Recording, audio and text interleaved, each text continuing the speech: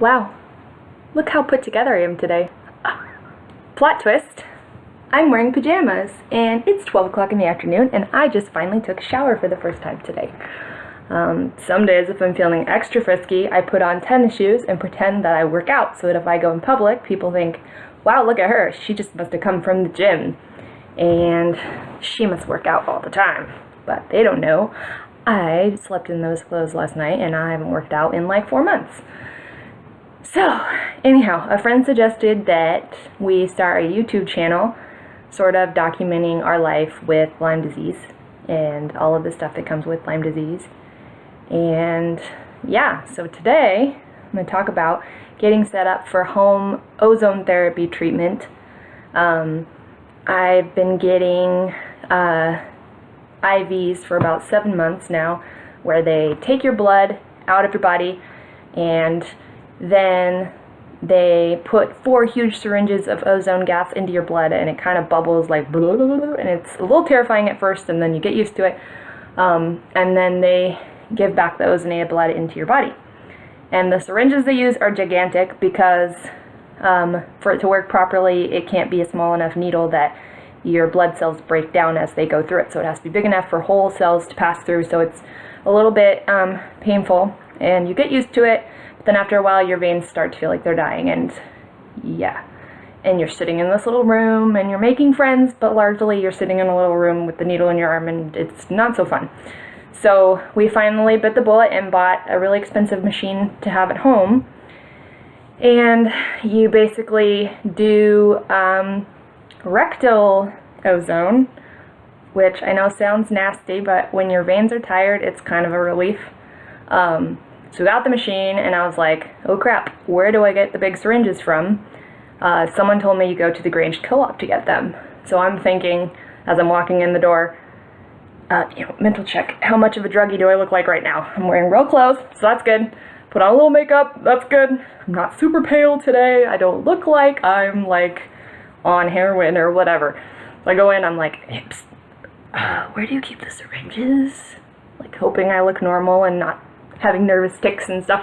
And the gal was like super chill, walked me over there and was like, what size syringe do you need? And I'm thinking, the biggest ones you have.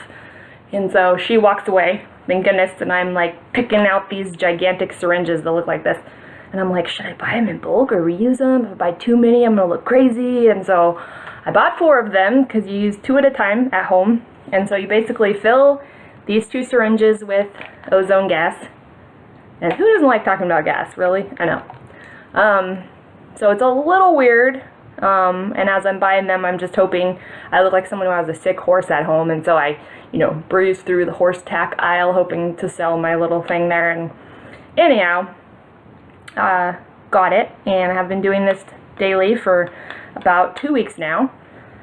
Some days I just want to punch somebody in the throat because it's really obnoxious, and there's a lot of detoxing involved with it, and it's just weird, and I have a whole weird setup in a cupboard that we keep hidden away, and it feels like I'm like doing something illegal.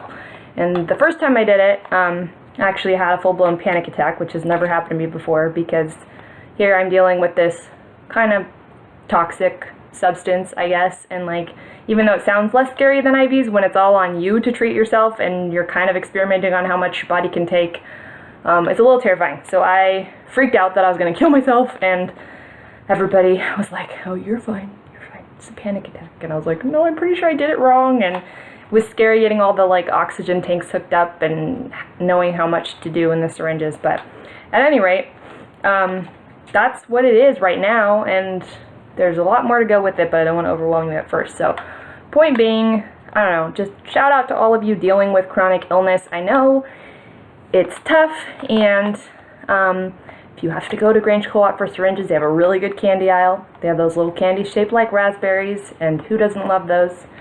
Avoid the sweaters because they're adorable, but they're like $80 a piece, and the sales really aren't that good.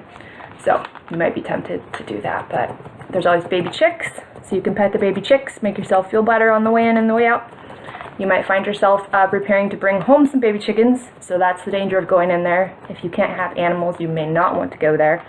Just find some sketchy syringe dealer and go that route instead. But anyhow, the new normal for a lot of people dealing with chronic illness is not always fun, and sometimes it's really messy, and there's a lot of stuff in the butt, and that's my dog, not me, I swear.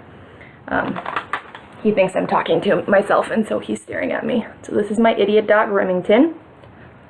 And yeah, so that's it today. Thanks for listening to me ramble.